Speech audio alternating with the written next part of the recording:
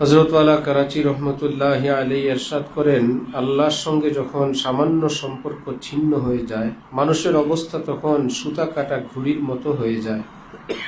যখন ঘুড়ির সুতা কেটে যায়, তার চাল চলন, তার চলার ভঙ্গি, উড়ার ভঙ্গি দেখেই দর্শকরা বুঝতে পারেন মালিকের থেকে সে বিচ্ছিন্ন হয়ে গেছে, তার সুতা কেটে গেছে। যিনি ঘুড়ি উড়াচ্ছিলেন তার সঙ্গে ঘুড়ির সম্পর্ক ছিন্ন হয়ে গেছে। এখন এই ঘুড়িটি বাতাসের অনুসারী, বাতাসের তাবে।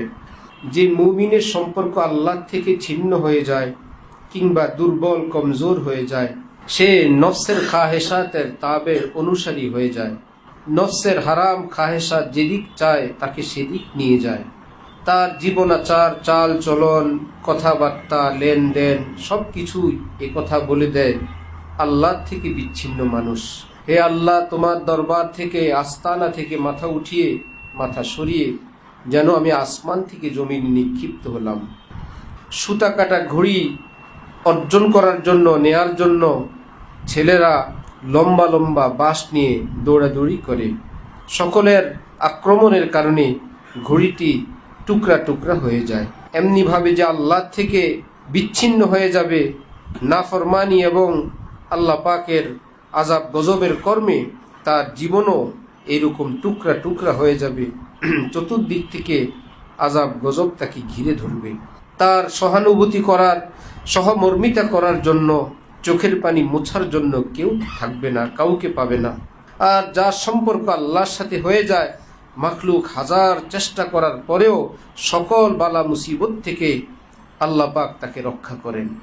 আল্লাহ যাকে রাখেন, কে তাকে মারেন। আর আল্লাহ যাকে ধ্বংস করতে চান, তাকে পৃথিবীর কেউ আর রক্ষা করতে পারে না।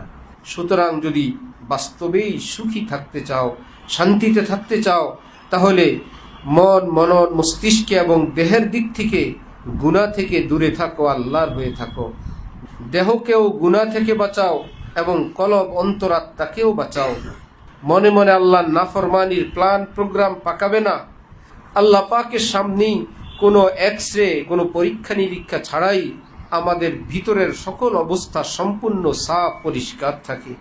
যদি নফসের এবং মনের এই বিশাল নেগরানি এবং দেখাশোনা না করো, অতীতের সমস্ত চিত্র এবং অতীতের সমস্ত গুনাহের ইতিহাস, শয়তান টিচার, সমস্ত ফিচার তোমার সামনে নিয়ে আসবে, সমস্ত পিকচার তোমার সামনে নিয়ে আসবে।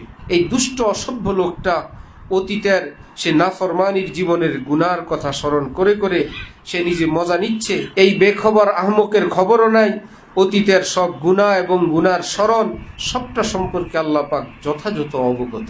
যেই মুহূর্তগুলো সে আজকে অতীতের হারাম স্বাদ আনন্দ স্মরণ করে মজায় এবং মস্ত হচ্ছে, এই সময়গুলোর স্রষ্টাও মহান আল্লাহ। সুতরাং আল্লাহকে অসন্তুষ্ট করে অসন্তুষ্টকারীর এক মুহূর্ত সুখে কাটতে পারে না।